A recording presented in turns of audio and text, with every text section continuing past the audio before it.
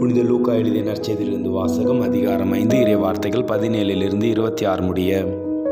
ஒரு நாள் இயேசு கற்பித்துக் கொண்டிருந்த போது கலிலேய யூதேய பகுதியில் உள்ள எல்லா ஊர்களிலிருந்தும் எருசலேமிலிருந்தும் வந்திருந்த பரிசேயரும் திருச்சட்ட ஆசிரியர்களும் அமர்ந்திருந்தார்கள். பிணி தீர்ப்பதற்கான ஆண்டவரின் வல்லமையை அவர் கொண்டிருந்தார்.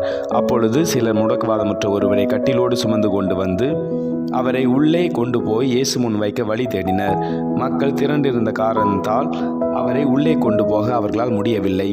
எனவே அவர்கள் கூரை மேல் ஏறி ஓடுகளை பிரித்து அவ்வழியாய் மக்கள் நடுவில் அவரை கட்டிலோடு இயேசுவுக்கு முன் இறக்கினார்கள். அவர்களுடைய நம்பிக்கையை கண்ட இயேசு அந்த ஆளை பார்த்து, உம் பாவங்கள் மன்னிக்கப்பட்டன என்றார். இதனை கேட்ட மறைநூல் அறிஞரும் பரிசேயரும், கடவுளை பழித்துரைக்கும் இவன் யார்? கடவுள் மட்டுமன்றி பாவங்களை மன்னிக்க யாரால் இயலும் என்று எண்ணிக்கொண்டனர். அவர்களின் எண்ணங்களை உய்த்துணர்ந்த இயேசு அவர்களை பார்த்து, உங்கள் உள்ளங்களில் நீங்கள் எண்ணுகிறது என்ன? உம் பாவங்கள் உமக்கு மன்னிக்கப்பட்டன என்பதா, அல்லது எழுந்து நடக்கவும் என்பதா? எது எளிது?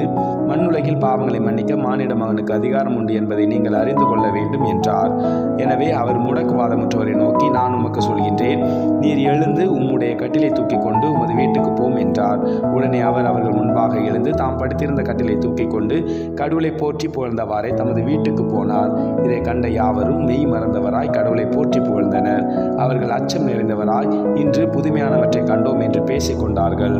இது ஆண்டவர் வழங்கும் அருள்வாக்கு. இறைவனுக்கு நன்றி.